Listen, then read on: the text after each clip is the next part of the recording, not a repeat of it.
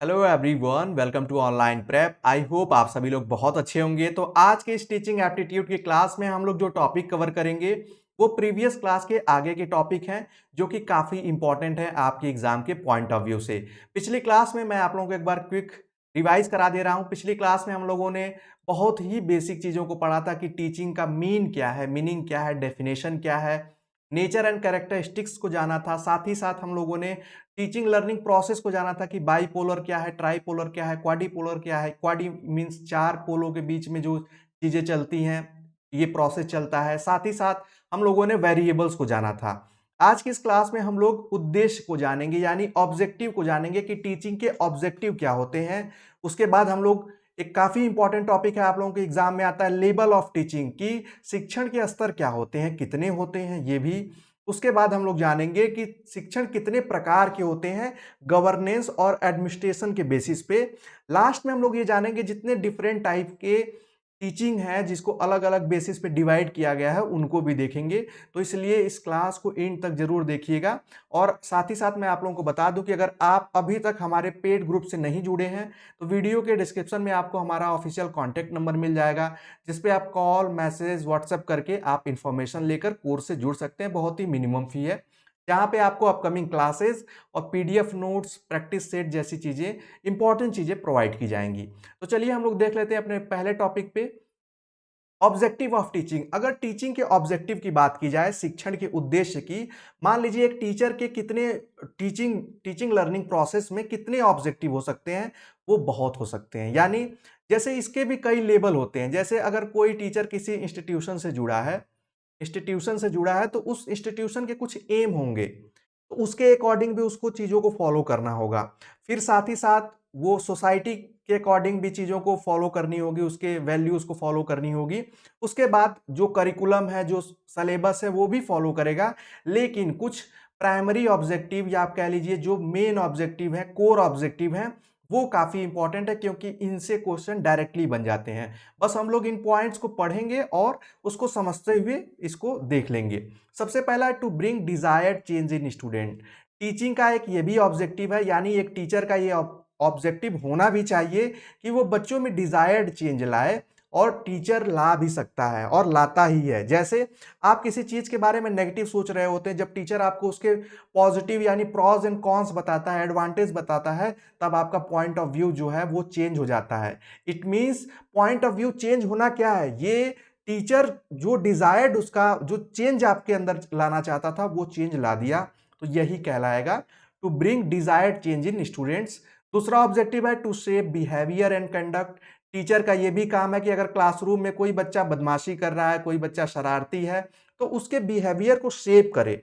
अगर कोई ऐसे ऑफेंसेस कर रहा है, अगर कोई मिसबिहेव कर रहा है, बैड हैबिट्स कुछ है उसकी, तो उसको भी रिजॉल्व करे। उसमें भी आप वो कह सकते हैं कि ट्रांसफॉर्मेशन लाने का काम जो है वो टीचर का है। चाहे वो वो चाहे क्लासरूम में हो सकता है। क्लासरूम का मतलब सिर्फ एक स्कूल का ही क्लासरूम नहीं, वो कोचिंग इंस्टीट्यूशन में भी हो सकता है। ठीक है, ये ध्यान रखिएगा आप लोग, ये काफी इंपॉर्टेंट है। ये वर्ड्स सिर्फ आपको एग्जाम में, आप जब क्वेश्चन में आगे आपको सॉल्व कराऊंगा प्रैक्टिस सेट, तो उसमें मैं आपको बताऊंगा भी कि देखिए ये हम लोगों ने पढ़ा था और उससे डायरेक्टली क्वेश्चन है। क्योंकि एग्जाम में क्या है कि थोड़े डिफरेंट टाइप की, अगर ऑब्जेक्टिव की बात की जाए तो बहुत सारे ऑब्जेक्टिव हो सकते हैं, 50+ भी ऑब्जेक्टिव हो सकते हैं। जैसे एक बार पिछली बार क्वेश्चन आया था 2 साल पहले कि what is the main objective of teaching, तो उसमें लिखा था कि एक गुड सिटीजन करके वो स्टेटमेंट था कि टीचर का ये काम है कि बच्चों को एक अच्छा नागरिक बनाए। लेकिन वो एक स्पेसिफाइड हो गया। उस तरीके के क्वेश्चन हम लोग तब करेंगे जब ऑप्शन के अकॉर्डिंग देखेंगे कि कौन मोस्ट अप्रोप्रिएट है। ठीक है, लेकिन यहां पे हम इसको जान लेते हैं, टीचर का ये भी काम होता है कि टू मोटिवेट स्टूडेंट, स्टूडेंट्स को मोटिवेशन देते रहे, मोटिवेट करते रहे। अगर टीचर स्टूडेंट्स को मोटिवेशन नहीं देगा तो उनका इंटरेस्ट जो है वो कम हो जाएगा पढ़ाई में। जैसे आप कहते हैं जब आपका इंटरेस्ट कम हो जाता है तो आप मोटिवेशनल वीडियोस देखते हैं या मोटिवेशन लेते हैं, चाहे वो स्टोरीज से पढ़ के, सुन के, देख के, किसी भी तरीके से। तो मोटिवेशन काफी इंपॉर्टेंट फैक्टर है टीचिंग लर्निंग प्रोसेस का, तो ये ध्यान रखिएगा आप सभी लोग। टू इम्पार्ट नॉलेज, हम लोगों ने स्टार्टिंग में ही जाना था कि टीचिंग का जो मीन है वही है कि ज्ञान देना, नॉलेज देना, स्किल सिखाना, नई चीज़ें सिखाना, ये सारी चीज़ें इसमें आ जाती हैं। इसको हम लोगों ने डिटेल से देख लिया है। To improve the learning skill of students, teaching का एक मेन ऑब्जेक्टिव ये भी होना चाहिए, यानी टीचर का एक ऑब्जेक्टिव ये भी होना चाहिए कि जो बच्चों में लर्निंग स्किल है। लर्निंग स्किल का मतलब होता है, जैसे फॉर एग्जांपल एक बुक है और इसको अगर 5 लोगों में आपको दे दी जाए, 5 डिफरेंट डिफरेंट स्टूडेंट्स में, ए, बी, सी, डी, ई, 5 डिफरेंट डिफरेंट स्टूडेंट्स में अगर डिस्ट्रीब्यूट कर दी जाए, तो इसको पढ़ने का वे अलग होगा। किसी को वही बुक टफ लगेगी, किसी को इजी लगेगी, कोई इसको जल्दी रीड कर पाएगा, समझ पाएगा, कोई बहुत लेट में समझ पाएगा। तो टीचर का ये भी ऑब्जेक्टिव होना चाहिए कि वो जो लर्निंग स्किल है उसको बताए कि पढ़ते कैसे हैं, कैसे नोट्स बनाते हैं, कैसे चीज़ों को रिवाइज करते हैं, लिख कर क्यों पढ़ते हैं, और ये सारी चीज़ें जो हैं ये ये इम्प्रूव करना भी टीचर का काम है, इसीलिए ये काफ़ी इंपॉर्टेंट ऑब्जेक्टिव है। फॉर्मेशन ऑफ बिलीफ, विश्वास बनाना, विश्वास, चीज़ों के अंदर विश्वास लाना, खुद में विश्वास, जैसे सेल्फ कॉन्फिडेंस की बात की जाती है, तो ये सब एक ऑब्जेक्टिव है किसका, ये टीचिंग का ऑब्जेक्टिव है। उसके बाद to provide a social and efficient member of society, teaching objective का एक इंपॉर्टेंट ऑब्जेक्टिव ये है, टीचर क्या करता है, अगर आप इस स्कूल, कॉलेज, इंस्टीट्यूशन में पढ़ रहे हैं, तो एक टीचर की एक जिम्मेदारी है, उसका उद्देश्य ये है कि आपको कुछ बने या ना बने, एक सोशल और एफिशिएंट मेंबर ऑफ सोसाइटी तो जरूर बने, एक अच्छे नागरिक जरूर बने।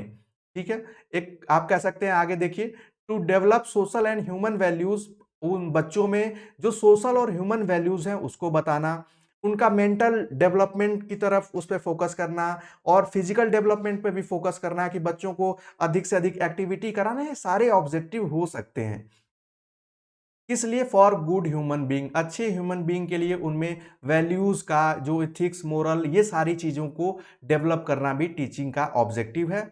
और एक और ऑब्जेक्टिव लास्ट में देख लीजिए, to develop ability of critical and logical thinking, ये काफी इंपॉर्टेंट है। टीचर का ये भी काम है कि किसी भी सब्जेक्ट के लिए एबिलिटी, उनके अंदर एक ऐसा कैलिबर वो प्रोड्यूस करेगा, वो डेवलप करेगा, जिससे कि वो किसी भी टॉपिक पर लॉजिकल और क्रिटिकल थिंकिंग डेवलप कर पाएं, क्योंकि बहुत सारी चीजें जब आपको ये पता हो जाता है कि कैसे हम नॉलेज अपनी क्रिएट कर सकते हैं, बढ़ा सकते हैं, आपको बस वो की पता हो गई, यानी वो कुंजी पता हो गई, आप उसके थ्रू या उस फॉर्मूले के थ्रू आप ढेर सारे सोर्सेस से नॉलेज गेन कर पाते हैं। तो ये थे इंपॉर्टेंट ऑब्जेक्टिव जो है वो टीचिंग के।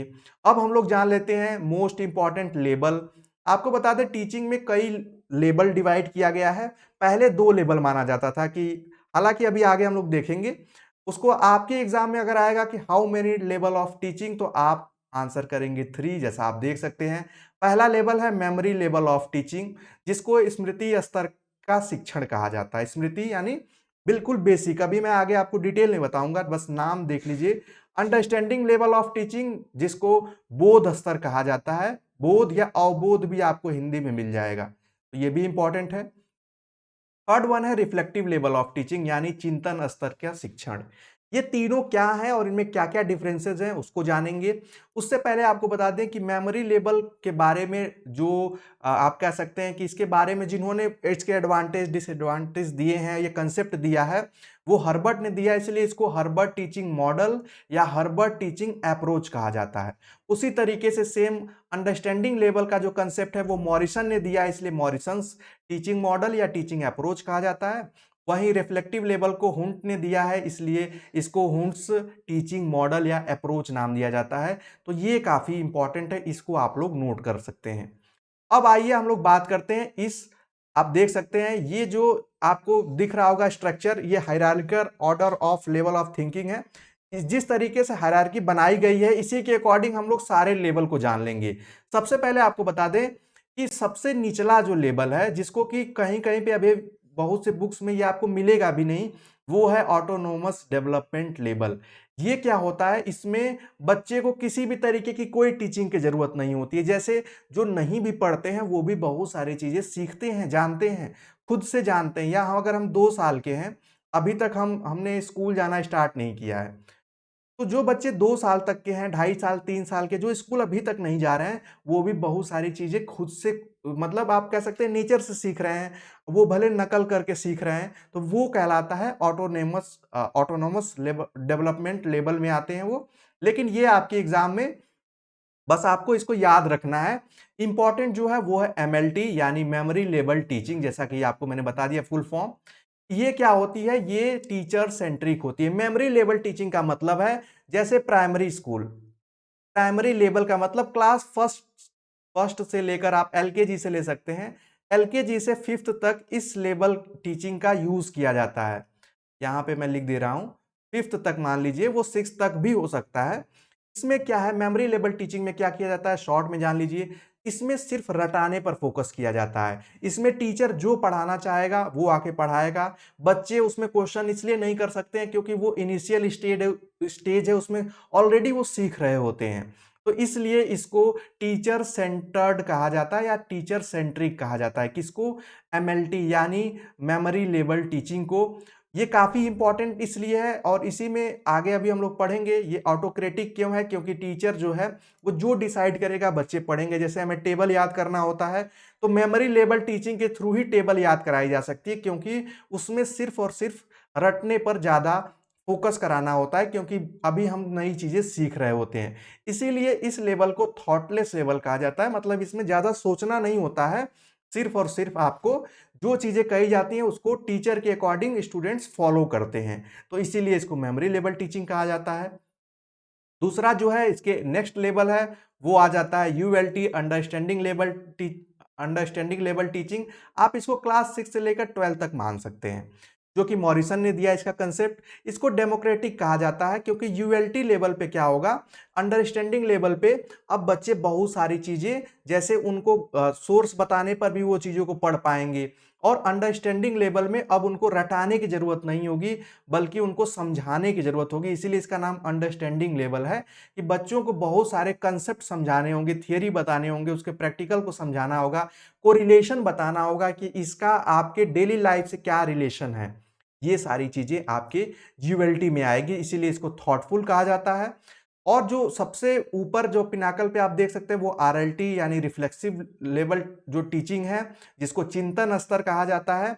इसको हुंट ने इस कंसेप्ट को दिया है, और ये अपर थॉटफुल है, यानी आप इसको आफ्टर, यहाँ पे 12th प्लस मैं लिख दे रहा हूं, यानी 12th के बाद की जो टीचिंग होती है वो मैक्सिमम जो है, जैसे रिसर्च हो गई, ग्रेजुएशन या पीजी हो गया, पीएचडी हो गई, ये इसमें किस टाइप की टीचिंग का यूज किया जाता है, वो रिफ्लेक्टिव लेवल ऑफ टीचिंग। क्योंकि आप सब कुछ जानते हैं, बस आपको उस पर चिंतन मनन सोचना होता है। इसमें टीचर का ज्यादा इंटरफेरेंस नहीं होता है, मैक्सिमम चीजें आपको खुद करनी होती है। तो इसीलिए इसको लेजेस फेयर कहा जाता है। आगे अभी हम लोग समझ लेंगे कि लेजेस फेयर का मीन क्या है, बहुत ही डिटेल में। तो आपको ये समझ में आ गया होगा, एग्जाम में अगर आपके आए तीन टाइप की जो तीन टाइप के जो लेबल हैं, तो उन तीन टाइप के लेबल को आप बता पाएंगे, किसने दिया है वो भी बता पाएंगे, और इनमें क्या अंतर है उसको भी बता पाएंगे। तो यहां तक आप इन चीजों को समझ पा रहे होंगे। जैसे आरएलटी लेवल में ही हम अगर कोई नए कंसेप्ट को, अगर आप फ्यूचर में पढ़ के कोई नई थियरी लॉन्च कर देते हैं या नई थियरी लाते हैं, तो वो किस लेवल की टीचिंग है, और वो अगर आप रिसर्च कर रहे हैं किसी टॉपिक पे, रिसर्च कर रहे हैं, तो वो किस लेवल की टीचिंग में आ जाएगा, वो रिफ्लेक्टिव लेवल में आ जाएगा। क्योंकि इस टाइम आपके टीचर पे उतना आप पे कंट्रोल नहीं होगा, और आप अपने, यानी सेल्फ, आप कह सकते हैं सेल्फ डिपेंड होंगे खुद पे, और आपको सब कुछ सीखना समझना खुद स्वयं करना होगा, और बस आपको टीचर जो है वो गाइड करेंगे। तो ये ध्यान रखिएगा, ये अंतर है इसमें। उसके बाद जो टॉपिक है वो है टाइप ऑफ टीचिंग। अब इसको ध्यान से समझ लीजिए, ये भी काफी इंपॉर्टेंट है। लेकिन ये भी ध्यान रखिएगा, on the basis of governance और एडमिनिस्ट्रेशन। ये गवर्नेंस के बेसिस पे इस टाइप को बांटा गया है। क्यों गवर्नेंस है? क्योंकि और भी टाइप्स होते हैं इसके टीचिंग के, लेकिन ये काफी इंपॉर्टेंट है आपके एग्जाम के पॉइंट ऑफ व्यू से। ये भी तीन टाइप की होती है। पहला है ऑटोक्रेटिक टीचिंग, जिसको हिंदी में हम निरंकुश शिक्षण या एक तंत्री शिक्षण कहते हैं। डेमोक्रेटिक टीचिंग, जिसको लोकतांत्रिक शिक्षण कहते हैं। तीसरा जो है वो है लेजेस फेयर, अहस्तक्षेप शिक्षण। ये तीनों शिक्षण जो है ये काफी इंपॉर्टेंट है। अब हम लोग स्टेप बाय स्टेप इनको समझ लेते हैं कि ये क्या है और क्या क्या इसमें डिफरेंसेस है। सबसे पहले हम लोग बात किया जाए ऑटोक्रेटिक टीचिंग, तो इसको पढ़ाने से पहले ही मैं बता दूं कि जो ओल्ड कंसेप्ट रहा है, स्टीरियोटाइप कंसेप्ट रहा है टीचिंग को लेकर, कि एक टीचर है, टीचर जो कहेगा वो फॉलो करेंगे, आप उससे क्वेश्चन नहीं कर सकते हैं, टीचर कभी गलत नहीं हो सकता है। तो ये जो कंसेप्ट था ये ऑटोक्रेटिक टीचिंग के ही कंसेप्ट है कि वहां पे टीचर जो है वो लीड रोल में है। मैं आगे आपको अभी बताऊंगा। जैसे देखिए, इसको अथॉरिटेटिव स्टाइल भी कहा जाता है टीचिंग की, जिसमें इसको autocratic teaching is a traditional style of teaching. ये जो टीचिंग है, ये जो प्रकार है, ये बहुत ओल्ड स्टीरियोटाइप का है, ट्रेडिशनल है, अभी भी चलता है, लेकिन ये एक लेवल पे चलता है। इसीलिए इसको दीज आर टीचर सेंटर्ड, क्योंकि ऑटोक्रेटिक है, जो टीचर कहेगा वही आपको फॉलो करना होगा, इसलिए इसको टीचर सेंटर्ड कहा जाता है। और देखेंगे आप, in this method the teacher has full control over student and teaching. इस मेथड में, इस स्टाइल में, इस टाइप में टीचर के पास पूरा कंट्रोल होता है स्टूडेंट्स को पढ़ाने के लिए। वो अपनी मर्जी से जब चाहे, जैसे चाहे वैसे पढ़ाता है क्लासरूम में। उसमें मतलब उसमें बच्चों का इंटरफेरेंस बहुत ही कम रहता है। जैसे मैंने बताया, लीड रोल में इसमें टीचर रहेगा। और इस तरीके की टीचिंग कब होती है? जब हम लोग प्राइमरी लेवल में होते हैं। जैसा मैंने आपको यहाँ दिखाया, एमएलटी लेवल पे ऑटोक्रेटिक टीचिंग चलती है। तो ये रिलेशन है, ये भी ध्यान रखिएगा।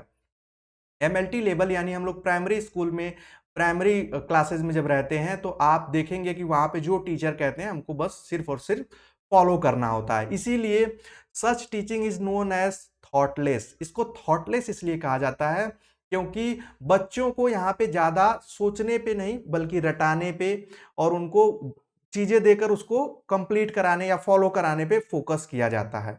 लेकिन इस टीचिंग की भी जरूरत पड़ती है। अब उसी के बाद जो नया कंसेप्ट है वो है आपका, जो आया बाद में, वो है डेमोक्रेटिक टीचिंग का। अब डेमोक्रेटिक टीचिंग क्या है? आपको लग रहा होगा इसी का जस्ट थोड़ा सा अपोजिट भी है, और इसमें थोड़ी सी चीजें एडिशनल भी हैं। जैसे in in this both the student and teacher play a major role. अब ये कहा गया कि ऑटोक्रेटिक टीचिंग से क्या है कि बच्चे जो है, यहाँ पे आप देख पाएंगे ऑटोक्रेटिक में टीचर ने कहा डू एक्स, आप ये करिए, तो बच्चों को वो फॉलो करना होगा। लेकिन डेमोक्रेटिक टीचिंग में अगर वो कहे कि विच इज बेस्ट, एक्स या वाई, अगर टीचर ये कहेगा डेमोक्रेटिक टीचिंग में कि आज हम लोग क्या पढ़ें, तो जब बच्चे कहेंगे कि सर ये टॉपिक पढ़ाइए, कोई कहेगा ये, फिर उसमें मेजॉरिटी में देखा जाएगा कि कौन किस टॉपिक पे फेवर कर रहा है, फिर उस टॉपिक को पढ़ाया जाएगा, तो वो क्या कहलाएगा? डेमोक्रेटिक टीचिंग कहलाएगा। ये काफी इंपॉर्टेंट है, इसीलिए इसको थॉटफुल टीचिंग भी कहा जाता है, कि इसमें बच्चों को सोचने दिया जाता है इस तरीके की टीचिंग में। और यहाँ पे बच्चों को ज्यादा सोचने या डिसीजन मेकिंग में बच्चों का ऑटोक्रेटिक में कोई रोल नहीं है, लेकिन यहां पे इनका डिसीजन मेकिंग में रोल है, ये ध्यान रखिएगा। ये आपके एग्जाम में क्वेश्चन ऐसे आ सकते हैं। उसके बाद जो थर्ड पॉइंट है इसमें, the student in the democratic classroom is allowed to ask question and get a lot of independence. मतलब उनको स्वतंत्रता होती है। जैसे आप क्लास 12 में होते हैं, तो आप देखेंगे कि आपको उतना प्रेशराइज नहीं किया जाता है, आपको इतनी भी चीजों को रिजिडली फॉलो नहीं कराया जाता है कि नहीं ये करना ही करना है। यहाँ पे ये डिफरेंस हो जाता है आपको। और आप इसमें क्वेश्चन भी पूछ सकते हैं इजीली, आप क्रिटिसाइज भी कर सकते हैं टीचर को डेमोक्रेटिक टीचिंग में। जैसे कि जब आप यूनिवर्सिटी में पढ़ते हैं, तो अगर आपको किसी टीचर के बातों से लगता है कि इनके थॉट्स आपसे नहीं मिलते हैं या ये आइडियोलॉजी सही नहीं है, तो आप अपोज करते हैं। लेकिन ऑटोक्रेटिक टीचिंग में ऐसा पॉसिबल नहीं था। उसके बाद जो तीसरा कंसेप्ट है वो है लेजिस फेयर टीचिंग। इसका सीधे से मतलब है कि जिसमें कोई ज्यादा इंटरफेरेंस ना हो, आप थोड़े फ्रीडम हो, लेकिन आप आगे देखिए, इसको कहा जाता है फ्री रेन टीचिंग। इसको ओपन टीचिंग भी कहा जाता है। ओपन टीचिंग, ये भी ध्यान रखिएगा। क्यों कहा जाता है? क्योंकि in this level both students and teachers are participant. जैसे मैं आपको एक एग्जांपल बताऊं, अगर एक रिसर्च का वर्क करना है, RESEARCH, अगर एक रिसर्च पे वर्क करना है, तो इसमें क्या होंगे? एक गाइड होंगे, गाइड एक टीचर ही होंगे, उसके इनके अंडर मान लीजिए 10 स्टूडेंट है जो लोग रिसर्च पे, प्रोजेक्ट पे वर्क कर रहे हैं। तो इन सभी लोगों को फ्रीडम होगी कि अपनी अपनी चीजें बताएं। और जैसा आप इस इमेज में भी देख पाएंगे, यहाँ पे ये होगा कि अगर गाइड जो कहेगा या टीचर कहेगा डू एक्स और वाई, या ये करो या वो करो, अब ये स्टूडेंट्स डिसाइड करेंगे कौन सा सही है, कौन सा एक्सपेरिमेंट करना या किस तरीके से सर्वे करना सही है। जैसे मैं आपको इस चार्ट में दिखा दे रहा हूं। इस ट्रायंगल में आप देख पाएंगे लेजिस फेयर को जो है अपर थॉटफुल कहा गया है। ये टीचिंग कब यूज की जाती है लेजिस फेयर टाइप से या इस स्टाइल को, जब हायर एजुकेशन की बात की जाए। यहाँ पे ध्यान रखिएगा ये हायर एजुकेशन में ही अप्लाई की जाती है। अगर छोटे बच्चों पे लेजिस फेयर टीचिंग अप्लाई कर दी जाएगी तो वो पढ़ेंगे ही नहीं, इनिशियली नहीं पढ़ना चाहेंगे। तो ये भी ध्यान रखिएगा जब आपके एग्जाम में क्वेश्चन आए कि कौन से टाइप की टीचिंग किस लेवल पे अप्लाई की जाएगी, तो वो आपको इसके पढ़ने के बाद ही समझ में आएगा। अगला पॉइंट देख लीजिए, here teachers only supervise the student and let them learn everything by on. वो सिर्फ सुपरवाइज करेगा कि ठीक है सब कुछ सही चल रहा है, या गाइड करेगा, लेकिन वो छोड़ देगा स्टूडेंट्स को कि वो खुद से करके सीखे नई चीजें। जो पीएचडी करते हैं तो पीएचडी में क्लासरूम में पढ़ाया नहीं जाता है, उनको गाइड किया जाता है कि आप ये चीजों पे फोकस करें, यहां से सोर्स आप इकट्ठा करें, फिर उस पर आप एनालिसिस करें। तो इस तरीके की टीचिंग लेजिस फेयर कहलाती है। इसके अलावा भी टीचिंग के और टाइप्स हैं। आपके एग्जाम में कभी कभी ये भी पूछता है, इसलिए मैंने इसको इसमें इंक्लूड करा दिया है। अब हम लोग वन बाय वन इसको देख लेते हैं, और फर्दर क्लासेस में हम लोग इसके और एक्सप्लेनेशन को देखेंगे। ये ध्यान रखिएगा, ऐसा नहीं है कि जो हमने एक बार पढ़ लिया वो यहीं पे एंड हो जाएगा। अभी जब हम लोग ऑक्यूपेशन पढ़ेंगे, प्रोफेशन, कमिटमेंट पढ़ेंगे टीचिंग का, तो उसमें सब फिर से घूम फिर के चीजें आएंगी, तो इसको ध्यान रखिएगा। देखिए अदर बेसिस पे मैंने आपको स्टार्टिंग में बताया था कि ये गवर्नेंस, अथॉरिटी या एडमिनिस्ट्रेशन बेसिस पे ये टाइप था। लेकिन एग्जाम में आपके ऐसे भी आते हैं कि on the basis of teaching, objective basis पे कितने टाइप की टीचिंग है, तो वो है जिसमें ब्लूम्स टेक्सोनॉमी आती है, वो आपके सिलेबस का पार्ट नहीं है, बस जान लीजिए। जिसमें कॉग्निटिव लेवल, जिसका ब्रेन मैकेनिज्म कहा जाता है। जैसे कि हम कुछ चीजें पढ़ाते हैं ब्रेन यानी कॉग्निटिव लेवल की, बच्चे ये जान जाएं, इसको याद कर लें, रट लें। दूसरा है अफेक्टिव लेवल की, उनमें इमोशन आए, उनमें फीलिंग्स आए, वो चीज़ों को फील कर पाएं, एक दूसरे का दर्द समझ पाएं, वो वैल्यूज को फॉलो करें। तो जब इसीलिए इसको हर्ट मैकेनिज्म कहा गया, क्योंकि ये फीलिंग से रिलेटेड है। फिर है C1 है, वो है साइकोमोटर यानी मोटर मैकेनिज्म, कि वो एक्टिविटी बेस्ड जो हो वो टीचिंग की टाइप होते हैं। तो ये तीन कॉग्निटिव, अफेक्टिव, इसको डोमेन का नाम भी दिया जाता है, cognitive domain, affective domain, psychomotor domain. लेकिन ये आपके सिलेबस का पार्ट नहीं है, अगर इसको बताना होगा तो इसमें बहुत सारी चीजें आती हैं। बस ये आप जान लीजिएगा कि ये इस तरीके के टाइप्स हैं कि टीचिंग में हम ध्यान देते हैं कि हमारे ब्रेन से रिलेटेड डेवलपमेंट हो गया, अफेक्टिव यानी आपके इमोशन से रिलेटेड डेवलपमेंट हो गया, और आपके बॉडी यानी फिजिकल डेवलपमेंट को साइकोमोटर डेवलपमेंट कहते हैं। ठीक है, नेक्स्ट यहाँ पे आप देख पाएंगे कि on the basis of educational process में भी टीचिंग को तीन टाइप में डिवाइड किया जाता है। एक प्रेजेंटेशन, जैसे कि मैं कुछ भी प्रेजेंट कर रहा हूं तो ये मेरा प्रेजेंटेशन हुआ। डेमोन्स्ट्रेशन क्या हुआ कि जैसे मैं कोई चीज दिखाकर आपको बता रहा हूं कि ये पेन है, इसका साइज ये है, ये इस मैटर से बनी है, तो मैं बता भी रहा हूं आपको, साथ ही साथ दिखा भी रहा हूं। तो ये क्या हो गया, ये डेमोन्स्ट्रेशन मेथड हो गया। C1 है एक्शन मेथड। एक्शन मेथड इसका मतलब है कि मैं आपको प्रैक्टिकली जब चीजें कराऊं, प्रैक्टिकल वर्क कराऊंगा, तो वो क्या हो जाएगा, एक्शन मेथड हो जाएगा। तो यूजली मतलब मिनिमम या बेसिक तीन ये मेथड है और तीन टाइप हैं एजुकेशनल प्रोसेस के बेसिस पे। उसके बाद आप देखेंगे on the basis of educational management organisation पे भी टीचिंग को तीन पार्ट में, टीचिंग को और एजुकेशन को भी आप सुने होंगे। फॉर्मल एजुकेशन जो आपके स्कूल, कॉलेज, यूनिवर्सिटी में, कोचिंगों में होती है। नॉन फॉर्मल, जैसे आप घर पे अगर किसी से सीख रहे हैं, बड़े भाई आपके पढ़ा रहे हैं या छोटे भाई, मतलब जैसे आप लोग दूसरे के कांटेक्ट में आकर चीजें सीख रहे हैं। अगर आपके यहाँ पे कोई टीचर आके भी पढ़ा रहा है तो थोड़ा सा इनफॉर्मल उसको कहते हैं। फिर उसके बाद उसको इनफॉर्मल कहते हैं। नॉन फॉर्मल जो है, जिसको निरौपचारिक हिंदी में कहते हैं, ये ओपन लर्निंग है, ओपन या डिस्टेंस लर्निंग, जिसको आज हम लोग डिस्टेंस से पढ़ रहे होते हैं, तो उसमें ज्यादा रिजिड चीजें नहीं होती हैं, इसलिए उसको नॉन फॉर्मल कहा गया है, ये ध्यान रखिएगा। आगे हम लोग अभी एजुकेशन में इसको और डिटेल में पढ़ेंगे, इसलिए मैं बस आपको नाम बता दे रहा हूं।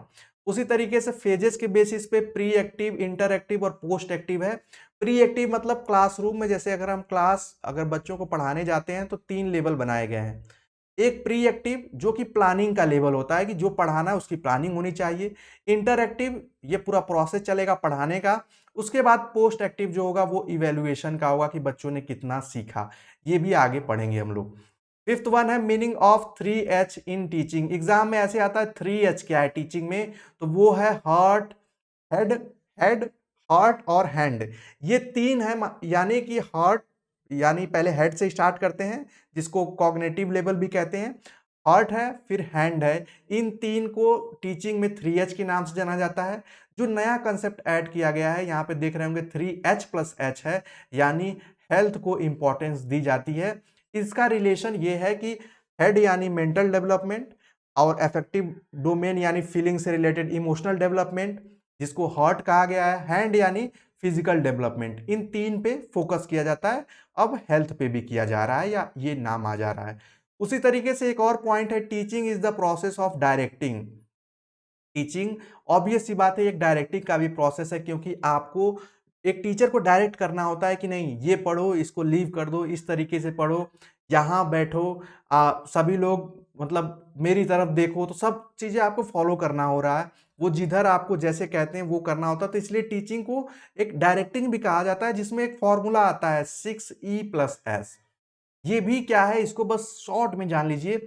ई का मतलब है एंगेज करना, पहले हम एंगेज करेंगे बच्चों को, फिर एक्सप्लोर करेंगे, या टीचर क्या करेगा पहले एंगेज होगा, फिर एक्सप्लोर करेगा, फिर एक्सप्लेन करेगा, एलोबरेट करेगा, जब चीजें समझा देगा बता देगा तो फिर इवेल्युएट करेगा, अगर फिर भी कुछ बचा हो तो एक्सटेंड करेगा और कुछ स्टैंडर्ड्स फॉलो करेगा। ये जो डायरेक्टिंग ये जो रूल्स हैं, ये जो 6E+S है, इसको हम लोग नेक्स्ट क्लास में और डिटेल से पढ़ेंगे। बस आप ये जान लीजिएगा कि जैसे ऐसा ना हो कि एग्जाम में आपको 6E+S दिखे तो आप सोचे ये क्या है, ये इसके फुल फॉर्म है और इन ये क्या होता है इसको हम लोग किसी और क्लास में डिटेल से देख लेंगे। तो आज की इस क्लास में बेसिकली हमने types of teaching, level of teaching और ऑब्जेक्टिव ऑफ टीचिंग को पढ़ा, जो कि मोस्ट इंपॉर्टेंट था। आई होप आज की क्लास आप सभी लोगों को समझ में आई होगी। अगर कोई कंफ्यूजन हो तो आप कमेंट सेक्शन में पूछ सकते हैं। हमारे पेड स्टूडेंट जो हैं वो अपने ग्रुप में भी पूछ सकते हैं।